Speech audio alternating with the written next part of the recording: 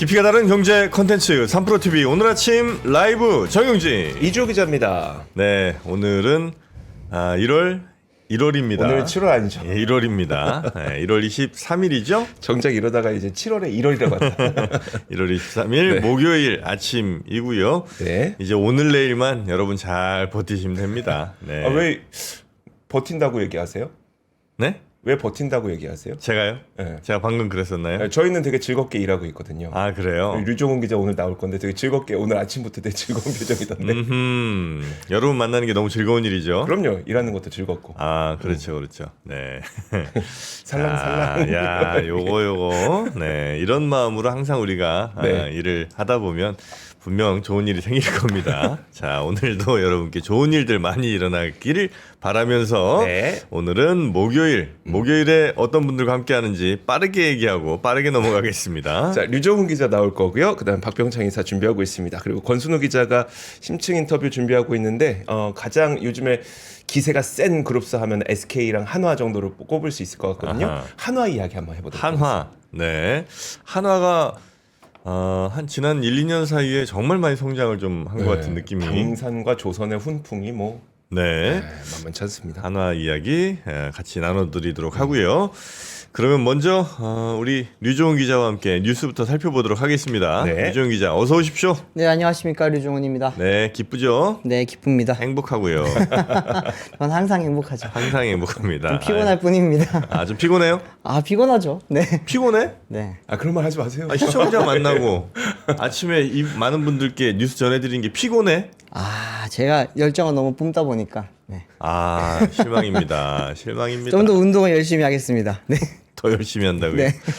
자, 오늘 미국 시장 마감부터 한번 살짝 볼까요? 네, 미국 시장부터 한번 보시겠습니다. 미국 시장은 매번 부럽습니다, 진짜. 다우존스 같은 경우에도 이제 0.3% 상승한 채 마감을 했고요. 나스닥은 1.28%가 올랐습니다. S&P 500 같은 경우에도 0.61%가 올랐고 러셀 2000만 0.65%좀 소폭 하락을 한 채로 마감을 한 걸로 지금 보입니다. 이게 어제 좀 좋았던 거는 사실 트럼프 대통령이 AI 인프라 투자 이야기를 좀 많이 했잖아요. 네. 이제 적극적으로 지원하겠다고 하면서 이제 주요 빅테크 기업들이 어제 좀 좋았었는데 한번 종목별로 보시면은 여기에 가장 큰 수혜는 역시나 엔비디아가 이번에 좀 많이 큰 수혜가 예상이 된다라고 이야기가 나오면서 지금 4.43%가 올랐고요. 또 이제 오픈 AI 최대 투자처인 이제 마이크로소프트 같은 경우에도 네. 4.13% 올랐습니다. 오라클도 6.75%, ARM 같은 경우도 15.93% 이렇게 올랐다고 나오는데 많은 분들이 그 젠슨항 CEO가 네. 엔비디아 CEO가 이제 취임식 안 갔잖아요. 안 갔죠. 그래서 뭔가 좀 맞는 게 아닐까 약간 그런 걱정을 했었는데 역시 그거는 기우였던 것 같습니다. 이렇게 좀 압도적인 실력이 있으면 이렇게 잘 버텨 나가는 것 같고요. 넷플릭스 좀 보시죠. 넷플릭스 같은 경우에 지금 보시면 9.69%가 올랐습니다. 넷플릭스 같은 경우에는 이제 유료 가입자 수가 이제 3억 명을 돌파를 했다고 하거든요. 네. 여기에 1등 공신은 또 오징어 게임 2라고 하는 이야기가 나오다 보니까 또 이제 좀 잘 오르면서 기분 좋게 마무리가 된 것 같습니다. 부러워요, 그냥. 어제는 그래서 스타게이트와 넷플릭스가 이끈 시장이다. 이렇게 한마디로 표현을 하더라고요. 야, 맞아요. 어떻게 이렇게 큰 주식들이 이렇게 잘 나가지? 계속 가요, 계속. 이 매그니피센트 세븐의 그 시가총액을 다 합치면 전 세계 주식 시장이 20% 가까이 차지한다고 하니까 그래요. 어마어마하죠. 전 세계 주식 시장의 20%? 네, 한국, 중국, 일본, 유럽 다 포함했을 때, 미국까지 다 포함했을 때 M7의 주가 7개 비중이 회사가? 네. M7의 시총 비중이 그 정도로 높다고 합니다. 네. 네, 우리도 빨리 이런 회사들이 많아졌으면 좋겠습니다. 네. 자, 그러면 뉴스 하나하나 살펴보죠. 네, 첫 번째 뉴스는 제가 고려아연 관련된 거 하나 가져왔습니다. 이게 좀 최근에 저희가 좀 많이 안 다뤘던 것 같은데 고려아연? 오늘이 임시 주총 날입니다.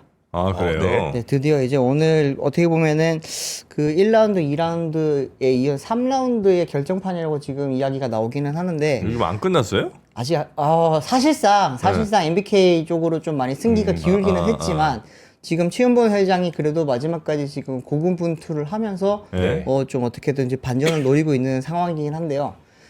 쉽지는 않아 보이긴 합니다. 결론부터 말씀을 드리면. 그리고 이제 오늘 과연 열릴 수 있을까라고 하는 그런 지금 걱정도 조금 많이 나오고 있거든요. 네. 여기에 대해서 조금 말씀을 드리면은 일단은 오늘 이제 그랜드 하얏트 서울 호텔에서 임시 주총이 열리고요. 여기에서 이제 세 가지 안건이 올라가게 됩니다. 한번 좀 띄워주십시오. 일단 첫 번째는 이사수를 제한하는 건데요. 이거는 최대 19명으로 제한하는 정관 변경의 건이 지금 하나 올라가 있습니다. 이거 같은 경우에는 지금 이제 현재 고려하에 있는 이사회가 13명입니다. 네. 13명이고 이 중에서 이제 11명이 최연범 회장 쪽의 사람들이고요. 그리고 이제 장영진 영풍그룹 고문을 포함해서 이제 2명이 반대편이라고 지금 이야기가 나오고 있고요. 네. 근데 이제 그러다 보니까 영풍 쪽에서는 그러면 우리가 14명을 더 앞세워서 세워서 이제 이사회를 조금 바꿔보자라고 하는 이야기를 했었고요. 그리고 14명을 지금 이제 추대를 하려고 합니다. 근데 이제 그러다 보니까 고려아연 쪽에서는 방어를 하기 위해서 이사수를 최대 19명으로 제한을 하겠다라고 하는 지금 이야기가 나온 거고요. 이거 같은 경우에는 정관을 변경을 해야 되는 건입니다. 정관 변경을 해야 되기 때문에 이제 여기 보시면은 발행 주식 총수의 3분의 1 이상 그리고 이제 출석 주주의 3분의 2 이상이 찬성을 해야 된다.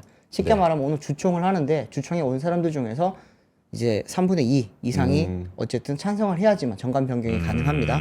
그리고 두 번째 안건은 집중 투표제를 도입을 하자라고 하는 이야기가 나왔습니다. 네. 집중 투표제 같은 경우에는 이제 다수의 이사 선임 시 한 주로 다수표수 행사가 이 되게 어려운 말인데 쉽게 말하면 이제 우리가 투표권이 하나씩 있잖아요. 네. 원래는 이제 그 한 사람당 각각 투표권이 다 부여가 되잖아요. 네. 그게 아니고 총 투표 이제 나의 권리를 몰빵을 시켜가지고 내가 한 사람한테 몰빵을 시킬 수 있다. 예를 들어 10명이 나오면은 10개의 난 투표권을 가지고 있습니다. 네. 그런데 이거를 이제 한 표씩 행사를 하는 게 아니라 나는 예를 들어 3명한테 3표 주고 나머지 7명은 포기를 하겠다라든지 뭐 그렇게 할 수 있게 집중적으로 나의 투표권을 이제 부과시킬 수 있게 하는 그 이제 건데 집중 투표제를 이번에 도입을 하기로 했었는데 이게 사실은 좀 최연범 회장이 굉장히 좀 반전 카드로 내놨던 거거든요. 네. 근데 이게 조금은 어려워졌습니다. 이제 어쨌든 간에 어제 아니고 21일이죠. 21일 법원에서는 이번에는 이제 임시주총에선 집중투표제로 이사를 선임하지 말라라고 지금 이야기가 나왔습니다. 네. 이게 원래 이제 최연범 회장이 노렸던 건 뭐냐면은 이거를 이번에 도입을 시켜가지고 나머지 이제 이사를 뽑을 때 이거에 대해서 오늘 이제 주총을 열잖아요. 네. 그럼 이사회를 열 때 이사회에서 이제 이 부분을 바로 적용을 하려고 했던 건데 이게 일단은 집중투표제 도입하는 거는 쉽습니다. 이게 원래는 집중투표제라는 걸 다 도입을 하게 돼 있어요. 상장사라면은. 네. 그런데 정관에 이거를 우리 회사는 도입하지 않겠다라고 하는 그 문구가 들어가 있으면은 집중투표제를 도입을 하지 않습니다. 네. 근데 이거는 정관 변경이 아니라 정관 삭제건입니다. 삭제건. 그 문구만 삭제를 하면은 자동적으로 집중투표제가 이 회사의 이사회에는 부여가 되는 상황이죠. 네. 그런데 이제 이게 어쨌든 간에 지금 법원에서는 니들이 집중투표제를 이번에 도입하든 말든 그거는 오케이인데 오늘 도입해서 오늘 바로 그거를 적용을 하는 건 안 된다. 우리가 백화점 가서 예를 들어서 뭐 5% 쿠폰을 받았어요. 물건을 내일 사가지고. 할인인데 오늘 해주면 안 돼요? 막 약간 이런 느낌. 그렇죠. 네. 오늘 받은 내가 이 물건 마우스를 사서 받은 그 쿠폰을 지금 바로 써주세요가 적용이 안 되잖아요. 네네. 그거랑 이제 같은 의미로 지금 해석을 하면서 법원에서는 어쨌든 이번에는 못 쓴다. 그런 이야기가 나왔고요. 또 하나 집행임원제 도입이 있습니다. 집행임원제 도입을 위해서 정관을 변경을 하기로 한 건데 이거 역시도 지금 최연범 회장의 경영권을 견제하기 위한 건데 이거 같은 경우에는 네. 이거 역시도 지금 보시면은 정관 변경입니다. 정관 변경은 오늘 들어가는 사람들의 3분의 2가 지금 찬성을 해야지만 가능한 상황입니다. 어쨌든 상황적으로 봤을 때는 지금 지분율 같은 경우에도 한번 보시면은 최연범 회장 쪽이 지분율이 34.24%, 네. 의결권 기준으로는 39%입니다. 이게 더 중요하죠. 네. 이제 MBK 연합 같은 경우에는 지분율은 40.97%지만 의결권은 46.7%를 가지고 있습니다. 현재 지금 의결권 기준으로 봤을 때는 MBK 연합이 확실히 앞서고 있는 상황이고 이제 앞으로 이제 주총이라든지 이사회 구성 같은 경우에도 현재 이사회는 지금 최연범 회장 쪽이 많지만 네. 이 이사들이 임기가 끝나고 새로운 이사가 들어왔을 경우부터는 결국에는 이제 MBK 연합 쪽이 계속해서 승기를 가져갈 수밖에 없는 상황인데 그러니까 반전 카드를 계속해서 지금 최연범이 내고 있는 상황입니다. 그런데 번번이 지금 막히고 있고 이번에 마지막으로 좀 시도를 했던 게 집중투표제를 통한 이사회 견제였는데 네. 그거 역시도 지금 이제 법원이 어쨌든 이번에는 쓰지 마라라고 한 상황이고요. 기존에 이제 고려아연의 최윤범 회장이 있고, 네, 그다음에 여기 이제 어떻게 한번 먹어보려는 MBK하고 그다음에 네. 영풍연합이 있는데, 그렇죠. MBK하고 영풍연합이 뭐 주식수를 보거나 뭘 봐도 이제 거의 승부는 이쪽으로 기울게 된 거고, 네. 요거 한번 막아보려고 최윤범 회장이 집중투표제 같은 몇몇 제도를 한번 통과시켜 보려고 했으나, 요건 이제 법원에서 이건 좀 지금 쓸 수 없다. 이렇게 통과가 되더라도 오늘 네. 바로 쓸 수 없다. 그래서 MBK랑 요 영풍 요쪽에 경영권이 아마 넘어갈 것으로 지금 매우 유력한 상황이다. 이렇게 유력한 보면 돼요. 상황이라고 볼 수 있습니다. 근데 알겠습니다. 그러다 보니 이제 최윤범이 마지막으로 네. 마지막 카드로 지금 꺼내는 게 뭐냐면은 상호주 의결권 제한이라고 하는 거를 이용을 해서 우리가 영풍의 의결권을 완전히 무력화시켜 보겠다라고 하는 거를 마지막 카드로 어제 꺼내 들었습니다. 네. 이게 어제 오후에 이 보도가 많이 나왔던 내용인데요. 이거를 좀 자세히 설명을 드리면은 최윤범 회장 측이 이제 임시 주총 직전에 영풍절밀과 이제 일가족의 영풍 보유 지분 10% 이상을 이제 호주 손자 회사인 썸메탈 코퍼레이션이라고 하는 SMC한테 넘겼습니다. 이렇게 되면서 이제 쉽게 말하면은 SMC라고 하는 회사가 영풍의 지분을 10% 이상을 가지게 되는 상황이고요. 네. 네. 이렇게 되면은 상법 제 369조 3항에 따라서 이제 두 회사가 10%를 초과해서 서로 지분을 가지고 있을 경우에는 네. 각 회사가 상대방 기업에 대해 의결권을 행사를 할 수 없다라고 이야기가 나와 있습니다.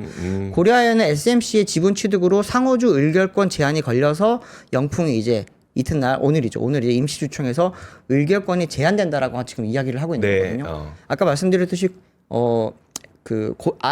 죄송합니다. 영풍 쪽에서는 고려아연 지분을 지금 25% 가지고 있고 어쨌든 MBK 쪽이랑 다 합치면은 40% 이상을 가지고 있는 상황이잖아요. 네. 10%가 넘죠. 네. 그리고 지금 고려아연은 SMC라고 하는 손자 회사를 통해서 지금 이제 영풍의 지분을 10% 이상 보유를 하게 됐습니다. 네. 그러다 보니까 이제 각각 10% 이상을 지금 가지고 있다 보니 상호주 의결권 제한에 걸리기 때문에 이제 영풍은 고려아연에 대해서 의결권을 제시를 할 수 없다라는 게 지금 고려아연의 주장입니다. 이 주장 모든 의결권은 아닌 거고 그 상호주를 갖고 있는 그 정도 비율만 의결권을 못 한다는 거죠. 네네네 그렇죠. 이렇게 되면 이제 MBK와 영풍의 이제 고려아연 경영권 장악 계획이 사실 좀 어려워질 수가 있는데 표 대결로는 어쨌든 MBK 연합이 조금 이길 수 있겠지만 영풍의 의결권이 묶이게 되면은 MBK 연합은 15% 정도밖에 안 갖고 있게 되기 때문에 네. 조금은 불안해질 수 있겠죠. 근데 여기에 대한 지금 후속 보도가 계속해서 나오고 있기는 한데 오늘 지금 그 고려아연의 우호주라고 분류가 되는 현대차라든지 네. 한화라든지 이쪽에서는 LG. 네. 오늘 참석을 안 할 거다라고 하는 지금 전망들이 많이 나오고 있습니다. 그럼 3분의 2 못 채우는 거 아닙니까? 채울 수 그렇습니다. 있습니까? 3분의 1을 일단 못 채울 가능성도 조금 있어 보이고요. 네. 그리고 오늘 이게 지금 파행으로 연결될 수가 있는 게 MBK 쪽에서는 그거는 SMC라고 하는 회사는 해외 기업이다. 네. 해외 기업 같은 경우는 상호주 의결권 대상이 아니다. 제한 대상이 아니기 때문에 이거는 전혀 그 최윤범 회장 쪽에서 쓸데없는 짓을 한 거다라고 지금 이야기를 하고 있고 MBK 쪽에서는 반대의 이야기를 하고 있기 때문에 오늘 주총이 열릴 수 있을지가 일단은 관건일 것 같고요. 네. 열리고 나서도 아무래도 지금 최윤범 회장의 계획대로 되기는 조금 힘들지 않을까라고 하는 그런 전망들이 네. 대부분의 지금 보도에서 나오고 있는 상황이라고 보시면 될 것 같습니다. 고려아연 관련해서 뭐 지금 자금에 대한 뭐 질문들이 좀 들어와서 혹시 네네. 이게 확인되는지 모르겠습니다만 그 MBK의 이번 그 고려아연 그 인수하는 자금이 중국계 자본이다 뭐. 네, 그건 맞는 얘기예요? 아니에요. 아니에요? MBK는 한국 기업이에요. 그러니까 MBK는 한국인데 네. MBK, 자본의 출처가 이 MBK가 이번에 그 고려아연 인수하는 그 자금의 출처가 뭐 80% 이상이 해외 자본이고 그 해외 자본의 상당수가 중국계 자본이라 그건 이제 뭐 사실 고려아연 쪽에서 계속해서 주장을 주장하고 하고 있는 있는 내용들이에요? 바고요. 여기에 대해서는 아직 그 자본 출처까지는 아직까지는 명확히 드러나고 있지 않고 있기 때문에 네. 그거는 알 수는 없는 상황입니다. MBK 쪽에서는 계속해서 아니라고 이야기를 하고 있고요. 네. 그래서 이거는 나중에 한번 자금 출처가 명확히 드러나면은 그때 가서야 알 수 있을 것 같고요. 지금으로서는 양쪽의 주장을 뭐가 더 100% 맞다라고 조금 보기는 하기는 힘든 어려운 상황이라고 볼 상황이다. 수 있습니다. 네. 네, 알겠습니다. 하여튼 고려아연 관련 사태가 이제 대략 무게추는 MBK 영풍 연합으로 이제 실려간 것 같고, 네. 다만 이제 고려아연 측에서 최현범 회장이 계속해서 뭔가 카드를 꺼내고는 있는데 아직까지는 제대로 먹혀 들어가는 게 별로 없는 그런 상황인 네. 것 같네요. 그렇기 때문에 이제 뭐 3월 정기주총에서 이제 또 두 번째 마지막 라운드가 아마 네. 4라운드가 되겠죠. 그게 네. 열리게 될 걸로 지금 보고 있고, 뭐 많이들 지금 이제 집중하는 거는 MBK 연합 쪽에서 처음에 명분으로 내세웠던 게 우리가 이제 거버넌스를 조금은 바로 세우기 위해서 네. 우리가 행동주의의 역할을 하기 위해서 들어왔다라고 이야기를 했습니다. 그렇기 때문에 이제 그 부분을 좀 어떻게 할지도 조금 봐야 될 것 같고, 또 네. 이제 최현범 회장 쪽에서는 뭐 투자를 했던 부분이라든지 여러 가지 지금 사법적으로 걸려 있는 게 있거든요. 그 부분에 대해서도 어떻게 처벌이 이루어질지에 대해서도 이제 이 경영권 다툼이 끝나고 나야지 조금은, 되겠죠. 네, 지켜봐야 될 부분일 것 같습니다. 네. 자, 그리고 두 번째 뉴스도 한번 가보겠습니다. 네, 두 번째 뉴스는 이제 새벽에 방금 공개가 됐습니다. 이제 갤럭시 S25라고 하는 이제 삼성전자의 스마트폰이 공개가 됐는데, S25. 신작이죠? 네, 신작입니다. 이번에 이제 작년에 S24 때도 아마 제가 어쩌다 보니까 제가 보도를 했던 것 같은데, 네. 이번에 25가 바뀌면서 좀 기대를 많이 했습니다. 원래 작년 같은 경우에는 S24가 첫 번째 AR 폰이다라고 하는 게 이제 프레임을 굉장히 잘 가져갔고, 네. 이번에는 좀 더 확장된 기능들을 많이 가지고 왔다라고 이야기를 해서 많이 기대를 했는데, 제가 기대가 너무 솔직히 좀 컸던 것 같습니다. 도대체 뭘 기대하신 거예요? 그 진짜 뭔가 좀 AI 에이전트 같은 역할을 해줄 수 있는 그런 걸 할 수 있지 않을까? AI 네. 폰이라고 한다면 그런 걸 기대를 했는데 그냥 좀 서클 투 서치 기능이 좀 강화되고 네. 여러 가지 좀 부가적인 기능이 좀 더해진 정도인 것 같았습니다. 서클 투 서치는 이제 뭐 이렇게 이미지나 사진 같은 데서 이렇게 동그라미 딱 치면 그거 알아서 검색해주고 뭐 이런 거죠? 맞습니다. 네, 예. 네. AI 기능이고. 네. 항상 AI 이야기할 때마다 정프님 앞에서는 항상 좀 말하기가 너무 무서워요. 시니컬하셔. 네. 그러니까 AI에 대해서 너무 아, 그랬나요, 내가? 네. 아, 미안합니다. 일단 한번 어떻게 생겼는지부터 한번 좀 보면서 말씀을 네. 드릴게요. 네. 사진 띄워주시면은 이게 이제 갤럭시 S25고요.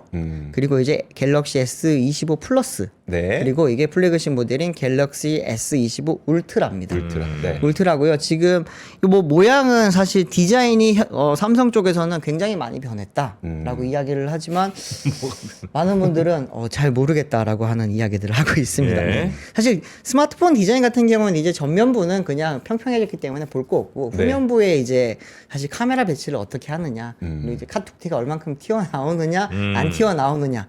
요런 걸로 지금 보고 있는데 삼성은 계속해서 요 이제 일자 배열을 지금 요즘 뭐 많이 고수를 하고 있는 상황이고요. 네. 이제 AI 기능 좀 말씀을 드릴게요.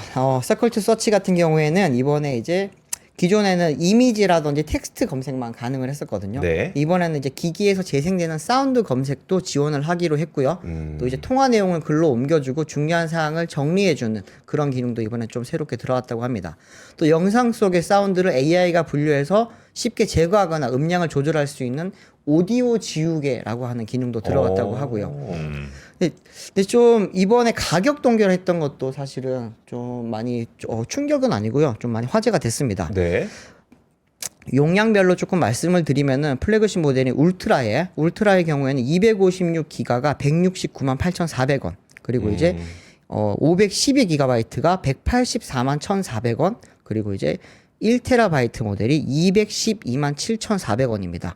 이게 작년도 출시했던 가격이랑 지금 동결을 했거든요. 네. 동결을 한 걸 가지고 계속해서 많은 그 가격이 올리고 있었잖아요. 많이 올렸었는데 이번에 동결한 걸 보면서 스마트폰 가격이 이제는 어느 정도 오를 대로 오른 것 같다라고 네. 하는 평가가 나오고 계속해서 지금 삼성전자의 점유율이 빠지고 있습니다. 작년 기준으로도 1등이긴 1등이에요. 네. 1등인데 계속해서 지금 점유율이 많이 빠지다 보니까 카운터 포인트 리서치 자료를 보니까요. 작년에 이제 점유율이 19%로 이제 전년 동기 대비했을 때는 1% 포인트 가량 줄었다고 해요. 이거는 보급형 플래그십 모두 다 포함이겠죠? 모두 포함입니다. 네, 그래도 1등입니다. 그래도 1등이긴 한데 어쨌든 계속해서 점유율이 빠지고 있고 더군다나 중국 폰들이 샤오미라든지 화웨이폰, 비보폰 같은 경우에 점유율이 좀 많이 올라오다 보니까 네. 여기에 대한 좀 걱정을 많이 하고 있다고 합니다. 그리고 삼성전자가 이번에 좀 강조했던 거는 AI 플랫폼을 이번에 처음으로 우리가 탑재를 했다. 그 이름이 이제 원 UI라고 하는 건데요. 원 UI라고 하는 이제 AI 플랫폼이 이번에 들어가게 되면서 다른 스마트폰의 AI 기능들이랑 우리가 좀 많이 다른 차원의 그런 기능들을 보여줄 거다. 이렇게 이야기를 합니다. 어떤 기능이 있냐면은 앱 간 연결을 좀 강화를 했기 때문에 이용자가 앱을 일일이 찾을 필요가 없고요. 네. AI가 이제 앱을 막 왔다 갔다 하면서 원하는 기능들을 다 구현을 해준다고 하고요.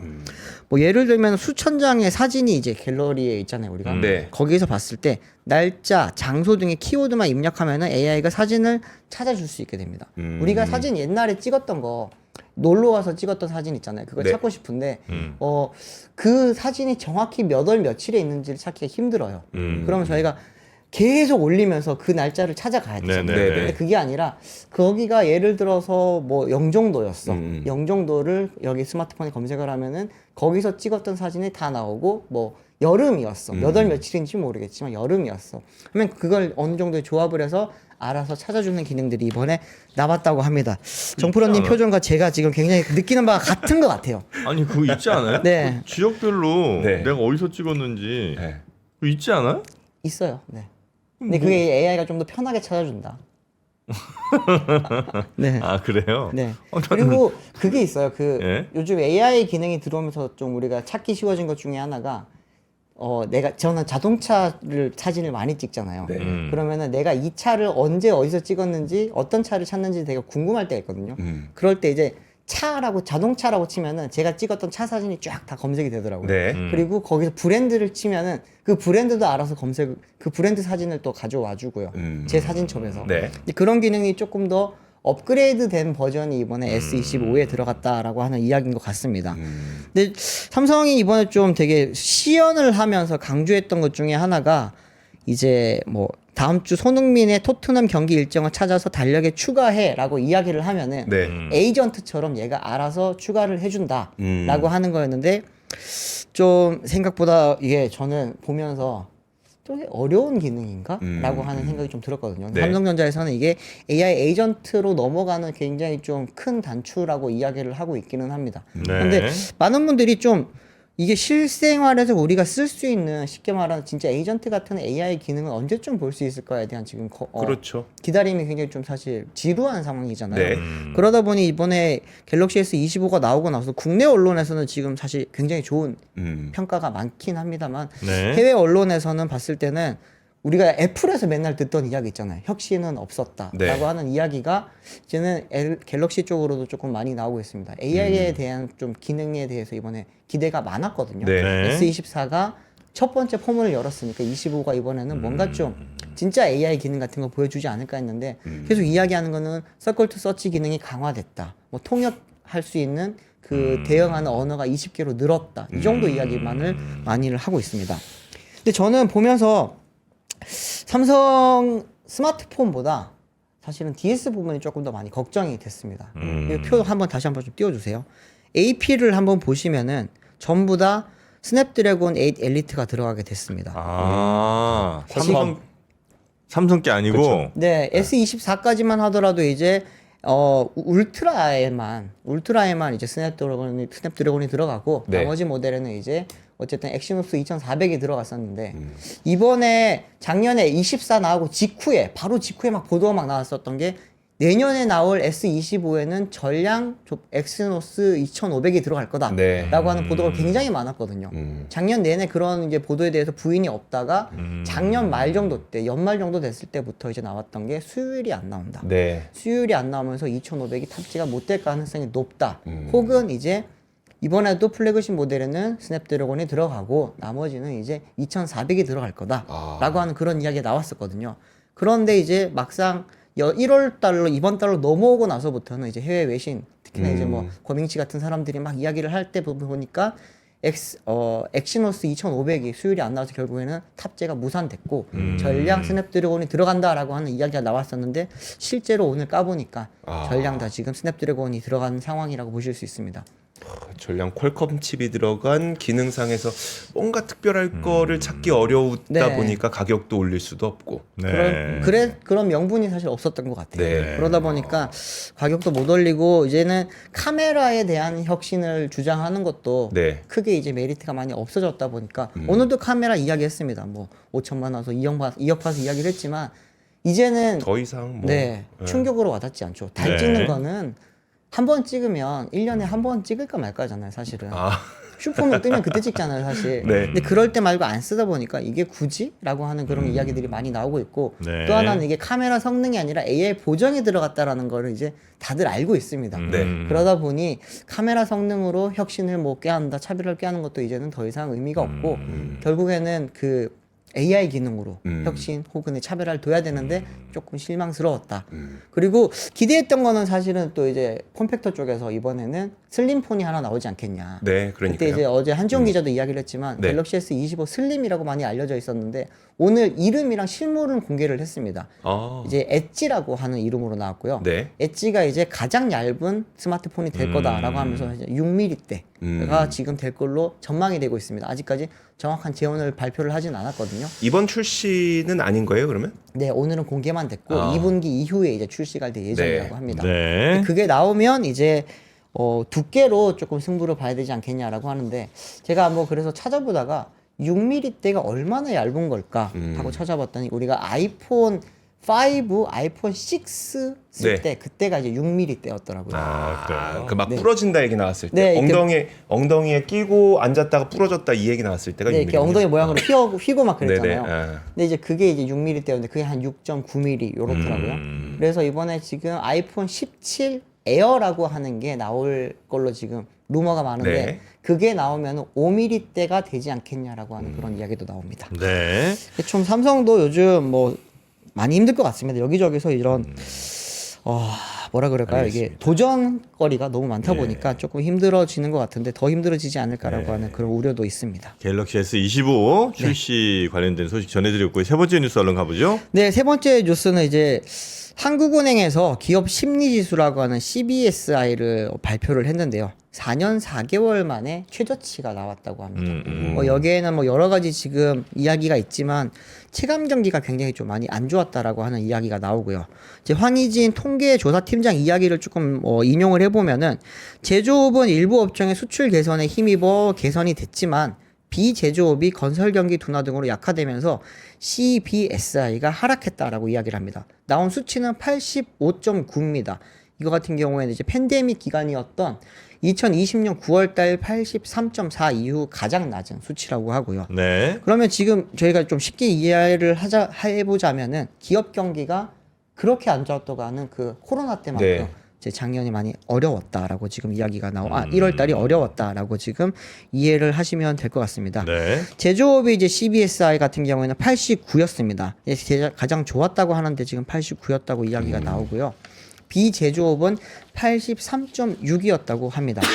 근데 이제 CBS의 소비자 심리 지수를 이제 합성한 경제 심리 지수라고 하는 게 있는데요. 네. 이거 같은 경우에는 이제 3.4% 오른 86.7로 나타났는데 네. 이게 이제 계절성이 조금 포함이 됩니다. 그러다 보니까 이거를 제외를 하게 되면은 88.1로 1.3% 포인트 뭐 하락을 했다라고 한다고 이야기가 나오고요.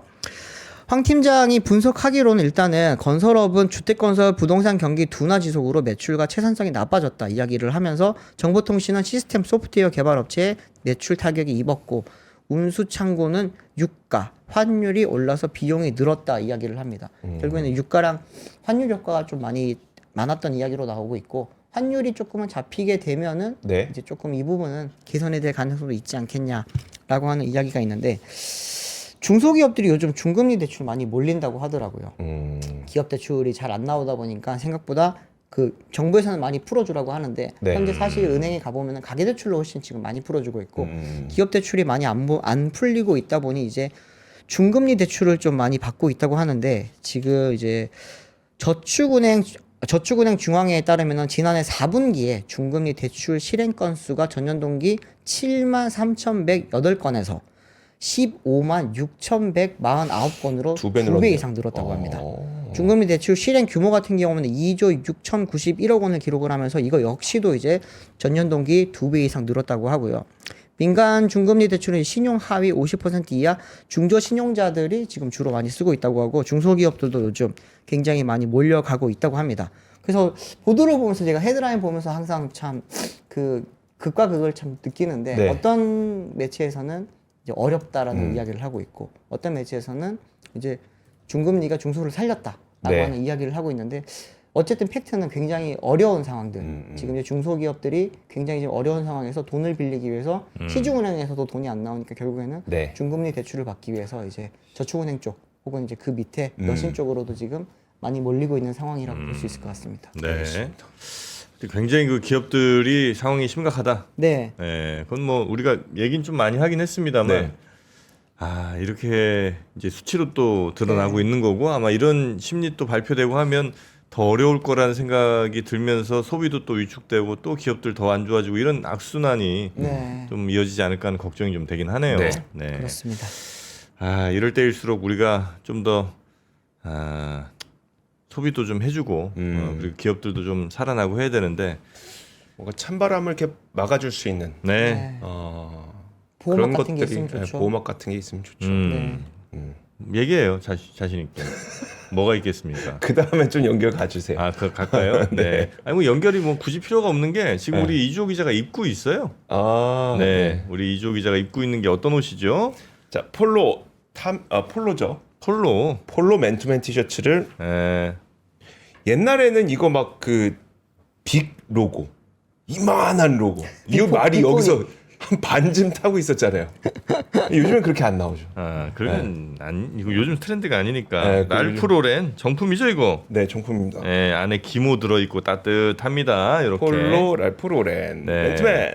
요거를 지금 저희가 5만 원대 한번 막아봤습니다. 네, 여러분 폴로 어때요? 예, 요거 회색, 흰색도 있고, 그러니까요. 예, 뭐 남색인가 그 짙은색도 또 있습니다. 이거 어떻게 보여드려야 되지? 예. 아 이렇게 하면 되겠구나. 예, 안에 자, 기모, 네, 이렇게 있는 거 입으시면 되고, 요 위에다 이제 입을 게 또 저희가 지난번에 대박 났던 타미 힐피거, 예, 타미죠, 타미. 예, 요거 패딩입니다. 요 정도 패딩이면 사실 가격이 무조건 이거 10만 원 넘어가야 되거든요.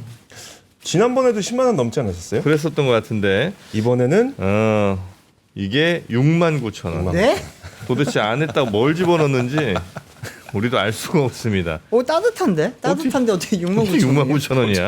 아니 그러니까 이게 그런 거 같아. 그러니까 어떤 제품은 우리가 막 설명을 해줘야 돼. 네. 근데 사실 폴로는 설명할 필요 없잖아요. 그러니까 폴로는 거 알겠으면 가격만 비교하면 되잖아. 네, 딴 거 필요가 없잖아요. 맞습니다. 근데 맨투맨 폴로 맨투맨 랄프로렌 맨투맨을 59,000원이래. 이거는 네. 뭐 이건 이제 뭐 봄까지도 충분히 네. 입을 수 있는 그런 폴로고, 요거 이제 패딩은 이번 여름에도 입을 수 있는 패딩이에요. 네. 숨쉬기 여름에도 입을 수 있는. 에어컨 냉방병 예방하려고 입기도 하잖아요. 네, 숨 쉬는 패딩이라고 요게. 네. 예, 그래서 여름까지 충분히 사계절 패딩. 이거 사이즈를 좀 보여달라고 하시는데 네. 이 정도 내려오거든요. 이게 확실히 옷걸이가 이 좋네. 정도가 지금 110. 예. 요게 110. 오. 네. 요거가 엑스라지. 예. 네, 이 정도 사이즈라고 보시면 돼요. 제가 입은 건 184 라지. 정도 되니까 제가 입은 건 라지고 네. 이건 엑스라지. 여자 거가 왜 없습니까? 여자 것도 있죠. 요즘 여자분들 다 오버핏으로 입잖아요. 그쵸. 예, 원래- 다 배고 입죠. 여성분들이 남자 옷 입었을 때가 제일 또 예쁜 거 아니겠습니까? 무슨 상상하시는지 모르겠습니다만 여튼 요거 뭐 남녀 공용 다 입으셔도 네. 됩니다. 네, 약간 좀 넉넉하게 입는 게 또 요즘 멋이니까. 그럼요. 네, 여성분들도. 야, 근데 진짜 이 정도면 테무급인데 가격이. 아니, 태무 전문가. 이제 테무에서 많이 샀잖아요. 패딩. 제가 폴로가 되게 많잖아요 옷이. 맞아요. 네, 제가 폴로 옷이 한 몇십 벌이 있긴 한데 그래요. 이 정도면 얼마예요, 그러면? 저거 한 10만 원 후반에서 20만 원 초반 하거든요. 그렇죠, 맞아요. 20만 원 정도. 말이 안 돼요. 맞아. 와, 5만 이거 9천 무조건 사야 원이면- 됩니다. 무조건. 네. 자, 알겠죠? 여러분도 네, 알겠죠? 충분히 이 정도면 아실 것 같습니다. 뭐 색깔도 다양하게 있는 뭐 패딩 그리고 폴로 랄프로렌 맨투맨까지 여러분께 소개를 좀 해드렸고요. 이 링크 따라가시면 지금 바로 만나보실 수가 있습니다. 자, 그러면 우리 류종훈 기자 그 패딩 입고 이제 퇴근하시고. 네, 예. 감사합니다. 그래. 다음 주에 또 봐요. 네, 감사합니다. 수고하시고. 감사합니다. 고맙습니다. 삶의 격을 높이는 9가지 지혜를 함께 나눕니다. 위즈덤 칼리지 시즌 2 영상 아래 링크를 클릭하시면 자세한 내용을 확인하실 수 있습니다.